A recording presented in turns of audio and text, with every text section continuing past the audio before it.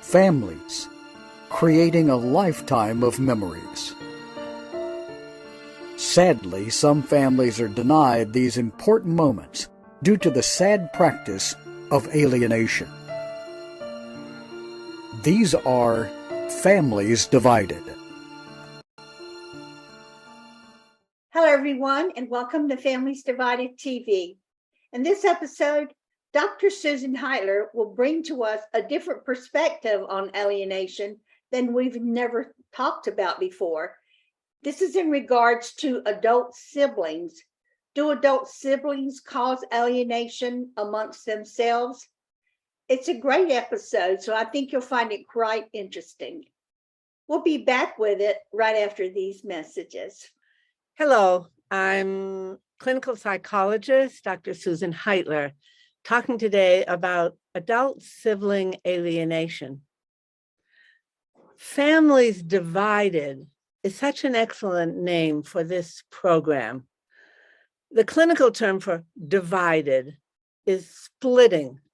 So what's the difference between clinical splitting or pathological splitting and the divisions that normally happen in families? There's a division that happens when someone dies. There can be a divorce where the nuclear family splits in a more or less collaborative way into two sections. But the term splitting implies something a little bit different. It implies that one side is knocking out the other side by bad-mouthing them, by innuendos, by lies, by talking behind their back to various people. That's what we call splitting, making a group into us versus them and making the them or the her or him look really bad. So parental alienation does that with one parent. One parent does it against the other. In adult sibling alienation, one or several siblings are alienating, dividing, splitting off, cutting off, and deprecating another sibling. So why would a sibling do this? What are they fighting over? A parent. Instead of fighting over the children, they're fighting over the earlier generation. Now, generally, this happens when either the parent is getting elderly and needs care, and even more frequently, it happens when the parent has died. Well, if the parent has died, what are they fighting over? It's not who loves whom or, they're fighting over two phenomena. Number one, who has the power and control over the inheritance money or assets? And number two, what is going to be the division of those assets? So basically, after a parent dies, what's left is their estate. And that's what's at stake, generally with sibling alienation. I'm going to present today 3 cases in the order that I encountered them as I learned about sibling alienation. Having been involved for quite a while in the parental alienation world, it took me a bit to catch on that it's not just parent to parent that can be alienated. So let's start with Leslie. Leslie was a woman in her mid-40s. I had worked with her several years ago. And then one day she came into my office and I was stunned. She was so anxious. Why was she so anxious? Like panicked anxious. So I said, wait a minute, before you start talking, let's do what I call a concerns dump. I'm going to have my pad of paper here and just, you can see this is before everyone used computers. And I'm just going to make a bullet point for each sentence you say, each concern that you list, because I see right now all the concerns are just in a big swirl in your mind. Okay, so we sat down. She said, well, first of all, my mother died. So I thought, oh, this is a grief reaction. She said, my mother's been sick a long time. I understand she died. But what's happened afterwards is what's terrifying me. My sister managed to change the will so that our house goes to her. All our treasures go to her. She went in the house and cleared the house of everything, and then just put back a few token items for me and my other sister to get. But my younger sister, my younger sister is pretty handicapped, and she really needs the house, had planned to live in it. And then there's all our money, Okay. So a concern stump enables a list to be made in writing of all those concerns. Why does that calm someone down? Because once you can work on one concern at a time, you can begin problem solving, which is what we did. We listed something like 18 concerns. We then circled back, starting with number 1, number 2, number 3. The other way is you can start with the most deeply felt, the most disturbing concern. Okay, that's a technique for dealing with the intense anxiety that can come up in response to any alienation. At the time, I didn't have a word for what was going on with Leslie. I just knew she was intensely anxious. It's only with hindsight that I can say, oh, that was sibling alienation. Now, alas, in addition to the anxiety, Leslie also felt so hopeless, so helpless. What's the clinical term for hopelessness and helplessness? That's depression. So I've written in my book, Prescriptions Without Pills, what I call the 3 Ps, 3 steps to go through when you're depressed that actually bring you to feeling stronger and more hopeful. Quickly, the 3 Ps are you pinpoint exactly what's troubling you, what triggered the depression. Number 2, you pump yourself up visually, so you see yourself very big. And that, believe it or not, gives you a sense of power. Visualizing yourself big vis-a-vis the problem maker enables you to begin thinking for step 3, which is problem solving. If you're in a depressed or victim position, why is she doing this to me? How could this? You'll be ineffective. It's very important when you're facing any kind of alienation to be sure that you begin by getting rid of the intense anxiety and breaking out of the depression. In addition to the book, if you go to prescriptionswithoutpills.com and click depression, you'll find a video that illustrates the 3 Ps. You can find an additional illustration if you Google Susan Heitler, TEDx talk.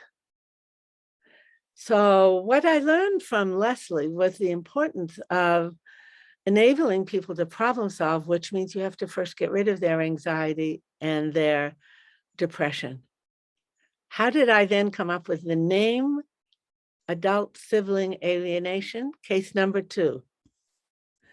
This time it's Bonnie. Bonnie had taken wonderfully good care of her father as he aged and as he had a heart attack, so he was very limited, and then he had a stroke, so he was even more limited. She'd been so devoted to him. At some point, though, as he was getting worse and worse, her sister-in-law started interfering. How did Bonnie know her sister-in-law was interfering? All of a sudden, the caretakers she'd hired were quitting with no reasons that made sense. Oh, Bonnie, the sister-in-law, who happened to be also a lawyer, was telling lies about her to the caretakers. Eventually, Bonnie had to put her father in a home taking care of seriously declining older people. The sister-in-law talked with the people who ran the home and talked with the caretakers there, telling them lies, that Bonnie had been abusive to her father, that Bonnie had been neglected. Why was the sister-in-law doing this? It was very clear. First, when she brought a suit to change the responsibility for caretaking to the sister-in-law herself or the sister-in-law's husband, Bonnie's brother. At that point was when Bonnie contacted me. I said, you know what? You've got a case of alienation there, but it's not parental alienation because you're the grown-ups here. It's not children. And I'm thinking to myself, we need a word. We need a word. So what popped out was, this is adult sibling alienation. Well, there's some magic to having a word. Bonnie said, oh, you mean there's a syndrome like that? And by this point, I realized, yeah, there probably is a syndrome. I would guess you're not the only person in the world who's facing this kind of problem where a sibling or sibling-in-law is trying to take over the care of an elderly parent. By the way, it got much worse when the parent died. When her father died, the sister-in-law really zeroed in, trying to change the will, trying to take all the money, etc. So having a word helped Bonnie to feel a little calmer. Oh, there's a thing. It's not all about me. She's not doing this just against me. This is a phenomenon, sibling alienation. Having a word was helpful for Bonnie. She still had the problem of, how am I going to convince my lawyer? I've tried 3 lawyers and none of them believe me. My sister-in-law, the lawyer, is so convincing. We came up with a scheme. We said, okay, I will use my blog on Psychology Today to write an article about sibling alienation. I took a leap of faith that there must be other cases like this out there. I wrote up Bonnie's case. Guess how many people have read that article? Close to 100,000. In other words, if you're finding yourself facing a case of adult sibling alienation, you are not alone. No article that I've written, and I've written a lot, has received so many responses. So many times people write to me in email saying, oh, this is exactly what's been happening in my family. Thank you. So having a word is powerful, and then having something in writing that describes that world has enabled those 100,000 people, starting with Bonnie, almost 100,000 people, to have an article they could bring to their lawyer, and their lawyer could show the judge that it would make sibling alienation look like a real acknowledged syndrome. Very important. So that was step 2. And I thank Bonnie for bringing that case, because it has helped so many people that she was willing to share her situation. Now, there was still the dilemma of how Bonnie was going to deal with this case. How would she deal with her sister-in-law? Bill Eddy's BIF is very important. BIF stands for, whenever you have to deal, usually in writing, with an alienator, make it brief, information only, friendly, and at the same time, firm. Having a plan of action, a way to deal with the alienator, relieves anxiety a lot and increases the odds that someone's going to be effective in dealing with an alienator. So anytime the alienator did something that was problematic or needed to do something that would be important for Bonnie's case, Bonnie would write in the manner of BIF, brief, information only, friendly, and firm. The other point that became so clear from Bonnie's case was the importance of educating lawyers and the courts. It's best if you can start early. If you recognize that by the time my elderly parent dies, my sibling is going to try to fight me in the courts, the sooner you work on finding a lawyer who understands or is open to learning about alienation, the better. And if there's any way to get the probate court system to do a workshop for the judges explaining alienation, hallelujah, that would help you and so many people. Now, here's the good news. Bonnie won. She won control over her father while he was still alive, over his care. And she got power to make a financial arrangement with the estate that would be fair to her, to the brother married to the sister-in-law, and also to the third sibling. So nice to have a success story. Here comes another case. This is the case of Bill. Bill's sister-in-law, Golda, from when she'd been a child, was a little bit of a mixed blessing. She could be so much fun. She was a class leader, I don't know, class president, class secretary, something like that. She was very well known in the community as a very special person. And yet at the same time, periodically, she would flip from being lovely and positive and fun to being very difficult. With hindsight, Bill could see, oh, that was a warning sign of someone who's at risk for alienation of some sort. And it turns out she's done some alienation of, Golda has alienated some of her children against another of her children. In this case, though, with Bill was her brother. And when their parents died, wow, did Golda ever have a sense of entitlement? Oh, my parents meant to leave all the real estate holdings and the stocks in my name. Now, that might sound a little crazy to anyone from the outside. With a sense of entitlement, someone can actually believe that and act on it. So what Golda taught me and taught Bill and his other siblings is that if you notice early the signs of certain kinds of psychopathology, pay attention and be prepared. So what is the psychopathology and what are the signs of it? The psychopathology is what we call personality disorders. Now, sometimes people say, well, is this narcissism? That's one. Or is this borderline personality? That's a second. Or is this psychopathic or antisocial or something, just someone who lies all the time? You don't get alienation unless you have a combo of all three. Most people, when a parent dies, most siblings act like adults. They're collaborative. They're concerned for each other. They want fairness to be the rule by which things are divided.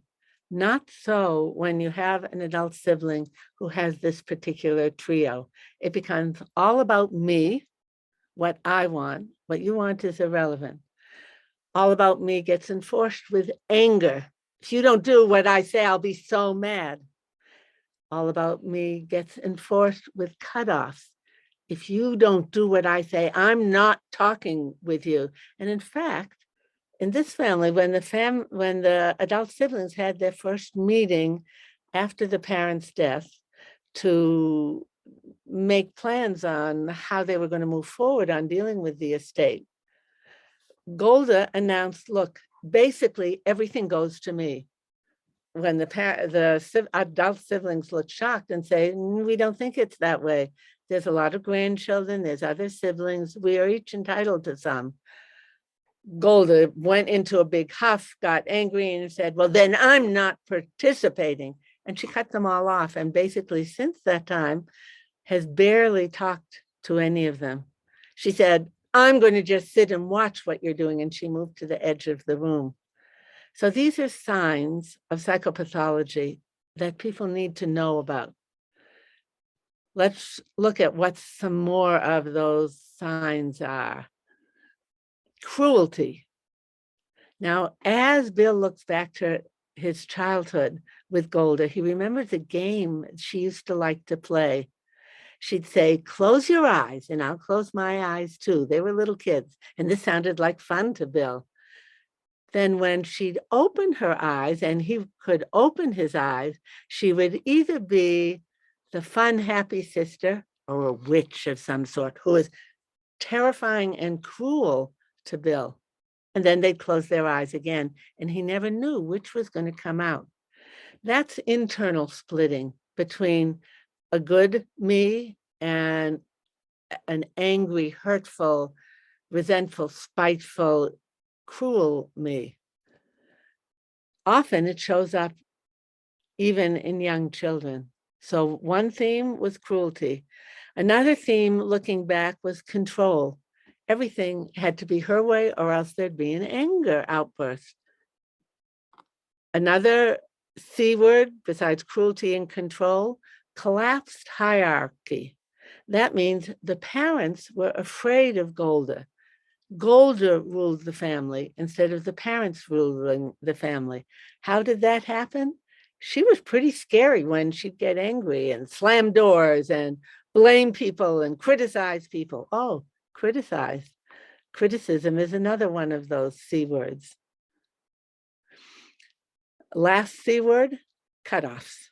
If you don't do what I say, I'm not talking to you anymore. You're out of my life. Then there's two B words. One is blame. Whatever happens, it's your fault. And blindness and deafness to any concerns of anyone but herself. So, for instance, Bill remembered back to when he was in college, just before college, when he was in maybe junior high school, and his sister had a horse. She said, look, when I go off to college, you can use my horse and take care of him. He was thrilled. It seemed so generous. One day she came home from college.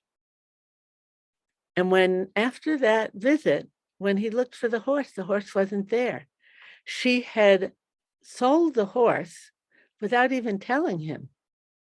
There was such blindness and deafness to the bonding that Bill had done with the horse and to the fact that he was now supposed to be responsible for the horse, that Golda never even told him what she was doing. So that was an extreme case that with hindsight, Bill could see was, oh my goodness, her ability to hear me and see me is so limited. She only sees and hears me if I can be useful to her for her ends. Okay, so summing up, point number one, recognize and label as early as possible adult sibling alienation. Number two, act in an empowered, not a victim, scared way. Get yourself into a position of feeling comfortable that you're in the right. This is not a case of it takes two to tango. It's more like a bank robber and a bank teller. That's a metaphor you can use explaining to your lawyers also. This is not an equal opportunity blame situation. There is one person that's doing really harmful, purposely cruel and selfish actions. And another person who is just the recipient. I'm not saying victim. He or she is the targeted recipient of the alienation. Third, look back and forth between parental alienation and sibling alienation, because the more you understand both of them, each helps you understand the other. And lastly, I would say take action, get informed and take action. Anyone who's passive, anyone who says, well, I'm a big boy, I can stand this, you're in big trouble. So if in fact you're the target of adult sibling alienation, I wish you all the best. And remember, information is power. Get informed, inform others. In next week's episode of Families Divided TV, Elaine Cobb and Dr. Colleen Murray will be discussing the upcoming year, 2023, for Families Divided TV.